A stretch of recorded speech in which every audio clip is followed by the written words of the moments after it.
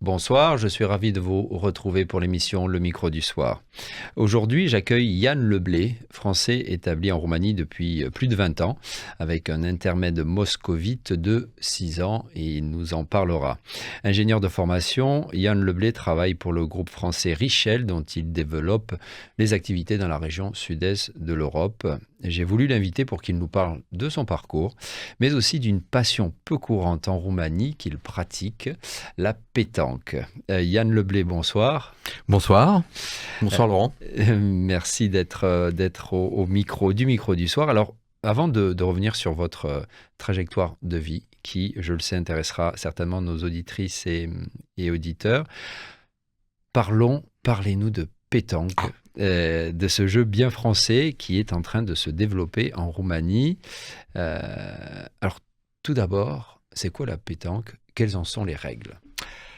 Alors, la pétanque est un jeu de boules, donc des boules en acier qui ont un poids entre 650 et 750 grammes. Et le but du jeu, c'est de se rapprocher. Donc, c'est un jeu d'équipe. Ça peut se jouer aussi individuellement, mais généralement, c'est un jeu d'équipe, des équipes de 2 ou 3 personnes. Le but du jeu étant de se rapprocher le plus possible Du cochonnet, voilà, qui est en fait une petite bille en bois. En bois. En bois. Elle peut être aussi Alors, en liège, non peut-être? Historiquement, elle est en bois. Maintenant, elle a été faite en plusieurs matériaux, D'accord. mais bon, historiquement, c'est une petite boule en bois que l'on va lancer entre 6 mètres et 10 mètres. Donc, c'est un jeu qui se joue entre 6 mètres et 10 mètres. D'accord. Voilà. Et donc, le but, c'est de se rapprocher le plus possible, exactement. C'est un jeu qui joue avec 6 boules par équipe. Donc, quand on joue à 2 personnes par équipe, ça s'appelle en doublette. Chaque joueur joue avec 3 boules. Et lorsque l'on joue à 3 par équipe, ça s'appelle une triplette. Chaque joueur joue avec 2 boules. Et en fonction, à la fin de chaque manche, du nombre de boules qui sont le plus près du cochonnet, on totalise le nombre de points. D'accord. Voilà, c'est un jeu qui se joue en 13 points. Donc la première équipe arrivée à 13... Avec 2 points d'écart? Non. La première équipe arrivée à 13 remporte la manche. Et il y a combien de manches sur une partie Alors ça dépend. Officielle? Combien de jeux, ça dépend. Donc, puisqu'on peut marquer entre 1 point et 6 points par manche. Donc, si on a les 6 boules de l'équipe qui sont le plus proche du cochonnet. Quand on arrive à 13, c'est terminé. Quand on arrive à 13, c'est terminé. D'accord. Voilà. D'accord. Et il y a différents types de tireurs. Enfin, il y a les pointeurs, il y a précisément les tireurs. Alors, expliquez-nous un petit peu la différence. Donc alors, pointer, ça veut dire la personne qui pointe, c'est la personne dont le rôle est de s'approcher le plus près possible de ce cochonnet, de cette petite bille en bois. Et ensuite, généralement, dans une équipe, on a une personne qui a la responsabilité du tir, c'est-à-dire que lui va en fait tirer les boules de l'adversaire qui sont proches du cochonnet. Donc les viser pour les écarter du jeu, exactement. D'accord. Sachant que dans des équipes, généralement, c'est toujours préférable d'avoir des personnes qui savent tirer et pointer. D'accord, ouais. Et je crois savoir que c'est l'un des rares sports où les compétitions mixtes sont également organisées. Alors, je ne sais pas si c'est un des rares sports où on peut jouer en mix. Il y a quand même pas mal de sports où il y a des compétitions mixtes. Mais oui, la pétanque... C'est-à-dire qu'ils jouent hommes et femmes jouent en même temps. Tout à fait. Voilà. Ouais. Donc, la pétanque en fait partie, effectivement. Oui, donc c'est un jeu... Parce que c'est un sport qui a une fédération internationale, des fédérations nationales. C'est professionnalisé. Il y en a qui... Alors, il y a des joueurs de pétanque professionnels. Ça s'inscrit en fait dans la catégorie des sports loisirs. Mais effectivement, il y a des fédérations internationales de pétanque partout dans le monde. Des fédérations nationales. Des fédérations nationales. les fédérations, on va dire les pays aujourd'hui qui sont les leaders sur la pétanque, il y a la France. Il faut quand même savoir que en France, c'est la deuxième fédération après le football en nombre de licenciés. En sport loisir. En sport loisir. En voilà. sport loisir. Mais si on regarde, si tu veux, les fédérations sport loisir, le football est le numéro 1, la pétanque est le numéro 2, avec quand même 400 000 licenciés de pétanque en France. Donc c'est un sport loisir important qui est joué partout en France. Et après, c'est très intéressant, il y a deux très grosses fédérations de pétanque qui sont la fédération de Madagascar et la fédération de Thaïlande. Généralement, dans la Coupe du Monde de pétanque, et la fédération italienne aussi, c'est souvent ces fédérations qui remportent la Coupe du Monde, qui se tient tous les ans. Et ce qui est important de savoir sur la fédération de Thaïlande, c'est qu'au service militaire, la pétanque est obligatoire.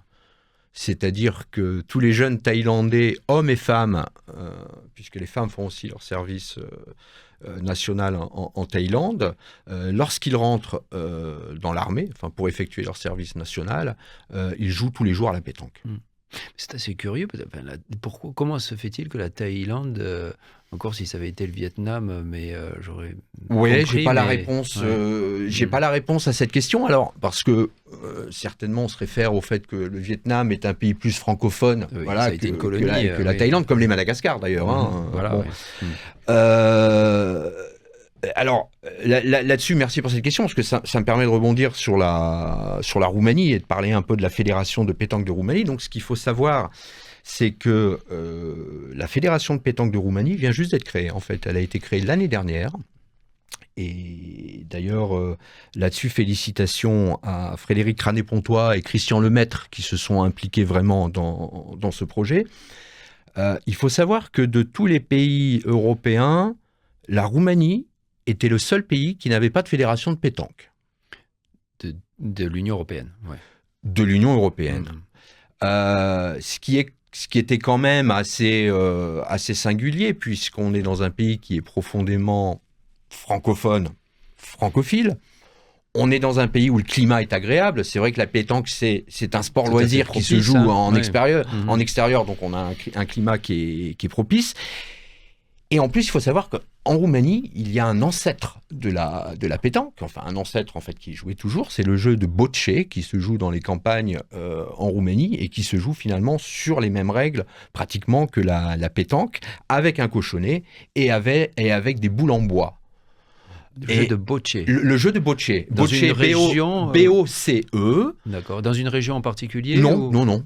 D'accord. Des informations que j'ai, non. Et en italien d'ailleurs ça se dit aussi bocce, le jeu de pétanque qui s'écrit avec deux C. C'est venu d'Italie peut-être. Voilà le nom. Mais c'était étonnant que dans un pays où finalement on joue à la bocce, c'était étonnant que la Roumanie n'ait pas sa fédération de pétanque. Donc aujourd'hui il y a une fédération qui a été créée. C'est un jeu qui commence à se faire connaître de plus en plus. Et donc il va y avoir à partir de cette année des concours nationaux organisés via la fédération. Et Frédéric et Christian travaillent aussi sur la deuxième édition du concours international de pétanque de Bucarest. Et vous êtes un joueur? Alors moi je suis un joueur. Êtes-vous un tireur ou un pointeur? Alors moi je fais les deux.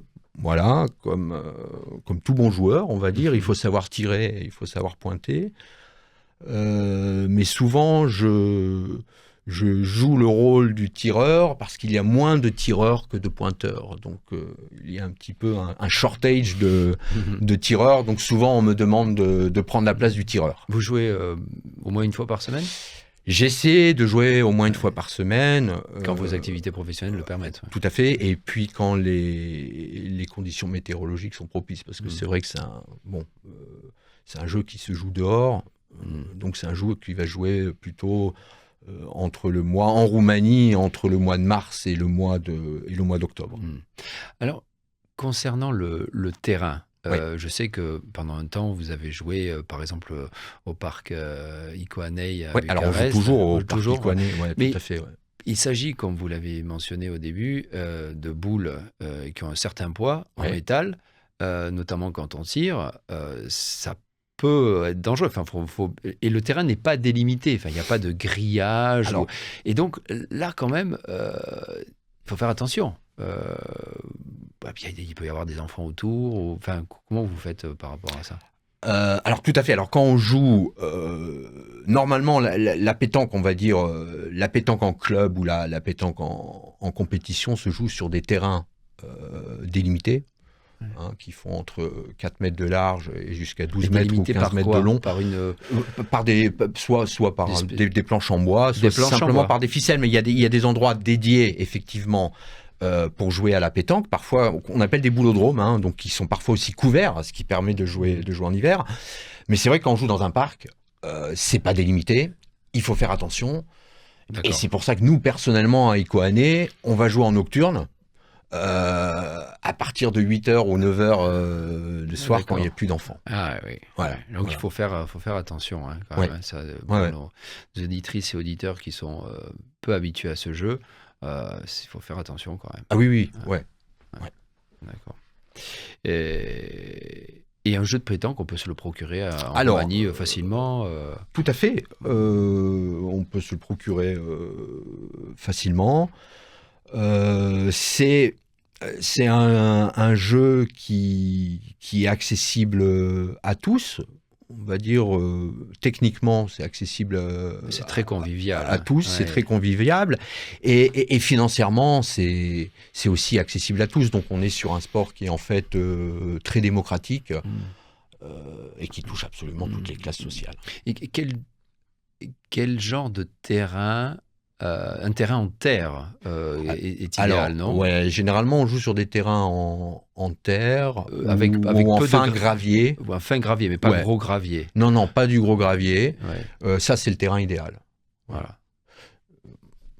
En compétition, c'est sur ce type de terrain qu'on joue. D'accord. Alors, si vous le voulez bien, maintenant, j'aimerais qu'on se penche un peu sur votre parcours, qui est quand même assez atypique. Alors, en premier lieu, la question qui s'impose, comment êtes-vous arrivé en Roumanie? Alors, je suis arrivé en Roumanie en octobre 2000, donc ça fait 25 ans. Et je suis arrivé pour la Compagnie Générale des Eaux, qui est une société aujourd'hui qui s'appelle Veolia Environnement. Voilà. Il se trouve que j'effectuais mon service national en entreprise à Londres pour cette société et qu'il y a eu une opportunité pour venir travailler en Roumanie, en fait, pour la société Apanova, qui fait partie du groupe Veolia Environnement, pour en fait être au démarrage d'Apanova, qui s'appelait pas Apanova, mais qui s'appelait la Regia Generale de Apa Bucuresti en 2000. Voilà, pour en fait participer au démarrage du contrat de concession. Voilà. D'accord. Et après? Alors... Parce que ça a duré combien de temps, ce service national? Alors non, moi quand je suis arrivé en Roumanie, c'était pas pour le service national. J'étais déjà sorti de mon service national en entreprise. Le service national en entreprise a été un tremplin pour venir travailler. C'est à travers ça que vous êtes... êtes... Voilà, tout à fait. Donc j'ai travaillé 3 ans pour la société Apanova, et après j'ai fait le choix personnel de rester en Roumanie. J'avais un contrat de 3 ans en fait, mon contrat s'est terminé, j'aurais pu rentrer en France, mais bon, j'ai fait le choix personnel de rester en Roumanie. Ma femme étant roumaine, voilà, je l'avais rencontrée et on avait décidé pour des raisons personnelles de rester en Roumanie. Et vous vous sentiez bien? Ah oui, on se sentait très bien. Ouais. Ensuite, après, j'ai eu d'autres, évidemment, opportunités, d'autres professionnelles, d'autres jusqu'à ce fameux séjour pendant 6 ans à Moscou. Voilà, oui, Ouais. donc là on saute, Oui, on saute un petit peu. directement, oui, Ouais. tout à fait. Donc parmi les fonctions que j'ai occupées, les activités que j'ai eues en fait en Roumanie après Apanova, j'ai intégré le groupe Auchan, plus spécifiquement l'enseigne, qui d'ailleurs aujourd'hui n'est plus une enseigne, mais est une marque de vêtements qui s'appelle Kiabi. Voilà. Donc j'avais contribué à l'ouverture des magasins Kiabi sur la Roumanie et finalement le groupe a décidé de m'envoyer en Russie pour développer la marque. Voilà, donc je suis arrivé avec ma famille en Russie en 2012 et j'y resterai jusqu'en 2018. Je suis parti après la Coupe du Monde de football, en fait. D'accord. Belle expérience. Voilà. Très belle expérience, évidemment enrichissante, mais on comprend très vite, si on va parler un petit peu de la Russie, que lorsqu'on arrive dans ce pays, les règles du jeu sont complètement différentes. Voilà. C'était un séjour de 6 ans qui a été très enrichissant. Moi, je suis amoureux de la culture russe, notamment de la musique russe. Moscou est une ville trépidante. Il se passe plein de choses à Moscou. C'est vraiment une ville magnifique. Mais c'est vrai qu'on est sur un pays... Bon, moi j'ai habité dans 6 pays différents, hein, et je peux dire que quand même la Russie est le pays le plus hostile, on va dire, principalement au niveau des affaires. Donc on est vraiment sur un pays où les règles du jeu sont différentes. Surtout lorsqu'on vient de Roumanie. D'accord. Et la taille du pays. La taille du pays, c'est le pays le plus grand du monde. 7 fuseaux horaires dans un pays, c'est quand même impressionnant. Mon métier consistait en plus à connaître bien les villes de Russie pour trouver les meilleurs emplacements pour ouvrir des magasins Kiabi. Donc c'était beaucoup de voyages, beaucoup de déplacements. En y étant, vous saviez que vous n'alliez pas y rester. Oui, c'était forcément un passage temporaire. Voilà. D'accord. Et alors, j'aimerais qu'on précise, parce que je ne l'ai pas précisé, aujourd'hui, vous travaillez pour le groupe français Richel, mais plus exactement, qu'est-ce que vous faites ? Alors, le groupe Richel est une société familiale qui a fêté l'année dernière ses 60 ans. C'est une société à côté d'Aix-en-Provence, hein, du sud de la France, qui est le leader européen et un des leaders mondiaux sur les serres agricoles. Mais moi, je développe donc sur une zone un peu large, qu'on va dire la zone Balkan plus la Roumanie, une autre activité qui est l'activité des tunnels de stockage. Les tunnels de stockage, c'est-à-dire ce sont des solutions de... Non, c'est pas des serres. Ce ne sont pas des serres. Non, ce sont des tunnels. Nous appelons ça des tunnels métallo-textiles. Mais c'est pas souterrain, c'est Non, c'est pas. Non, ouais. Voilà, des tunnels. Ouais, voilà. Non, d'accord. Merci de préciser. Ouais. Ce sont en fait des solutions de stockage. Et nous, on se développe sur la Roumanie, principalement à destination des fermiers. Donc, pour faire par exemple des silos à céréales ou du stockage d'outillage, du stockage de ballots de paille. En quel matériau ? Alors, on a une structure métallique en acier galvanisé, qui est donc en arc de cercle. C'est pour ça qu'on appelle ça des tunnels. Ouais. Ça ressemble à des serres, en fait. Ça ressemble à des serres, sauf que c'est lourd. La couverture n'est pas transparente. Hein. On est sur une couverture en PVC. D'accord. Donc, qui ne laisse pas passer la lumière et qui est très résistante. C'est lourd ? Oui, c'est assez lourd puisqu'on est quand même sur des structures en acier. D'accord. Mais l'avantage de ces tunnels, c'est que ce sont des tunnels déjà premièrement qui sont modulaires, c'est-à-dire qu'on peut en adapter la taille aux besoins du client, et que ce sont des structures qui sont facilement montables. Et donc, je le disais en introduction, là encore, un petit peu comme en Russie, vous êtes chargé de développer l'activité, pas seulement en Roumanie. Non, alors pas seulement en Roumanie, on se développe par l'intermédiaire d'un réseau de distributeurs. Donc aujourd'hui, je couvre la Roumanie, la Bulgarie, la République de Moldavie, la République tchèque, la Croatie, jusqu'à la Slovénie et un peu plus au sud, la Grèce.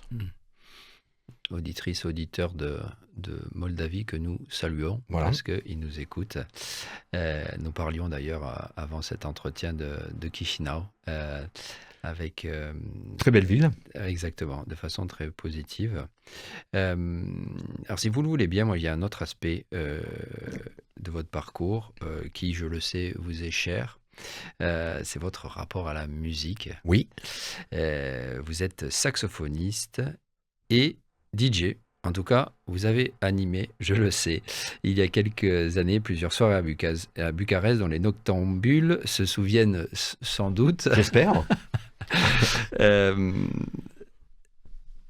Alors, vous avez un rapport à la musique, et je pense tout de suite dans votre famille aussi. Je sais que votre fille aussi est est danseuse, oui. et vous parliez de Moscou. Nous nous connaissons depuis un certain temps, et je me rappelle que vous me disiez, vous me racontiez comment à Moscou il y avait une offre culturelle assez bon marché pour voir des œuvres classiques, et c'était quand même assez exceptionnel à ce niveau-là. Et vous êtes, voilà, comme je disais, saxophoniste et DJ.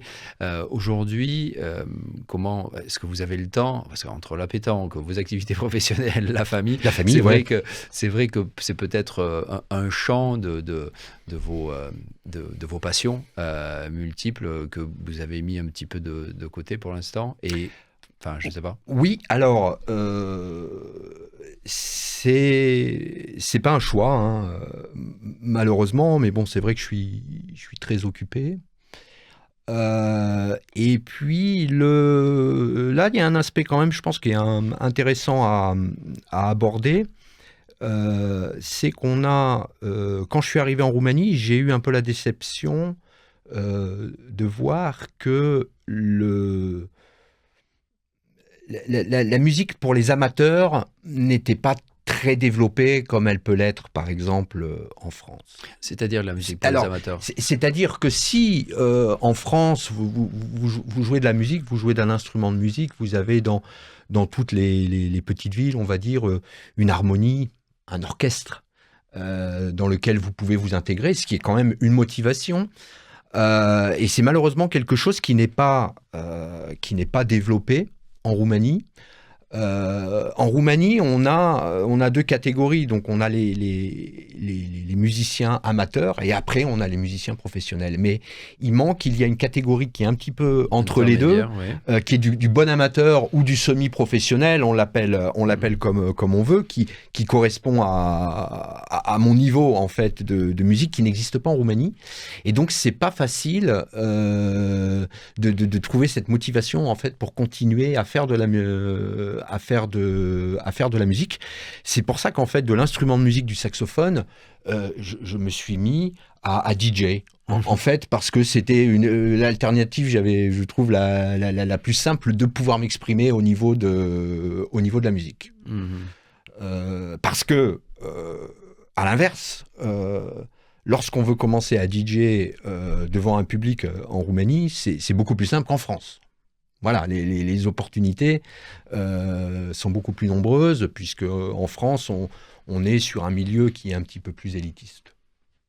D'accord. Voilà. Et si vous deviez décrire la musique que vous aimez passer en tant que DJ ? Mes goûts ont changé, mais on va dire que aujourd'hui, alors malheureusement, je ne suis plus DJ, mais si je dois me définir, ça serait house et new disco. D'accord. Le new disco, c'est Le quoi? new disco, c'est-à-dire de la disco revisitée. Voilà, et un peu plus pulsée, on va Mmh. dire. Voilà. J'imagine que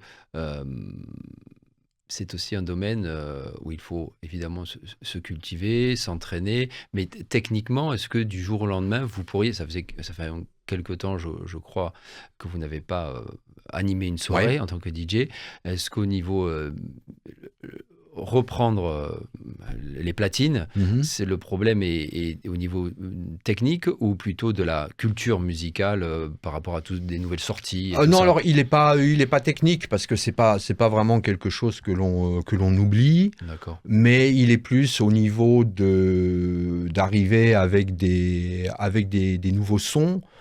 Des bons enchaînements, ouais. Alors oui, non, mais simplement enfin, ce que l'on écoute aujourd'hui n'est plus ce que l'on écoutait il y a 5 ans. Mm.